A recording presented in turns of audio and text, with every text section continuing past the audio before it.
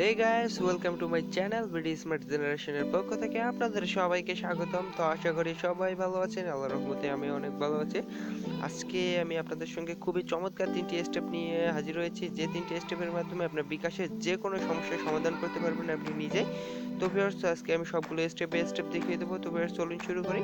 তার আগে আপনাদের কাছে ছোট্ট একটা রিকোয়েস্ট থাকবে, যারা এখনো পর্যন্ত আমার বিডি স্মার্ট জেনারেশন চ্যানেলটাকে সাবস্ক্রাইব করেননি, এখনই সাবস্ক্রাইব করে নিন আর পাশে থাকা বেল আইকনে ক্লিক করে দিন যাতে আমার নেক্সট ভিডিও মিস না হয়।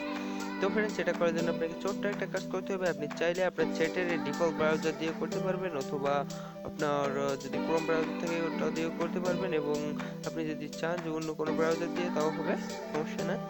তো ওটা করার জন্য আপনাদের সর্বপ্রথম একটা ব্রাউজার সিলেক্ট করতে হবে। সিলেক্ট করা, সাপোজ আমি এই যে পপিন ব্রাউজার এটা সিলেক্ট করলাম, এটা দিয়ে আমার অনেক সুন্দর আর কি ভালো স্পিডে আমি এটা দিয়ে কাজ করতে পারি তার জন্য। তো পপিন দেওয়ার পরে আমার এখানে কিছুক্ষণ ওয়েট করতে আমার এখানে গুগল চলে আসছে। তো আপনারা গুগলে গিয়ে ডাইরেক্ট সার্চ করবেন www.bkash.com। তো আপনারা দেখতে পাচ্ছেন আমি আগে সার্চ করে রাখছি, আমার প্রথমেই চলে আসছে।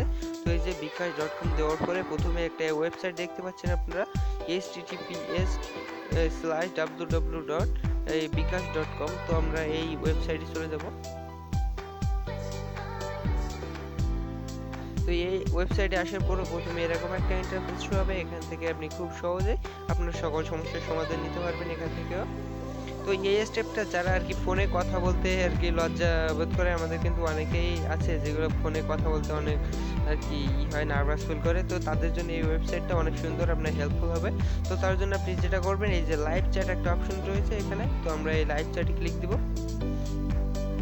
তো লাইভ চ্যাটে ক্লিক দেওয়ার পরে এরকম একটা ইন্টারফেস শো হবে। এখন আপনাকে যেটা করতে হবে, আপনার এখানে ফার্স্ট নাম দিবেন, যে নামে আপনার অ্যাকাউন্ট খোলা, এবং আপনার যে নাম্বারে অ্যাকাউন্ট খোলা সেই নাম্বারটা দিয়ে আপনি স্টার্ট চ্যাটে ক্লিক দিলে কিন্তু আপনি ওদের কাছে সকল সমস্যার সমাধান নিতে পারবেন আপনার চ্যাটের মাধ্যমে। তো ফ্রেন্ডস, চলুন দ্বিতীয় স্টেপে যাই। দ্বিতীয় স্টেপটা খুবই সহজ, আমরা হয়তো অনেকেই জেনে থাকবো যে বিকাশ হেল্প সেন্টার।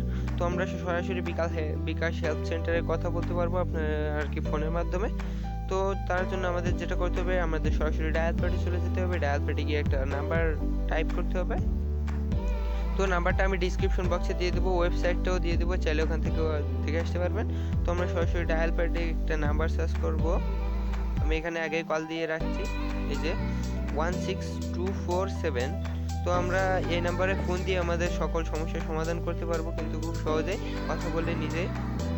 16247।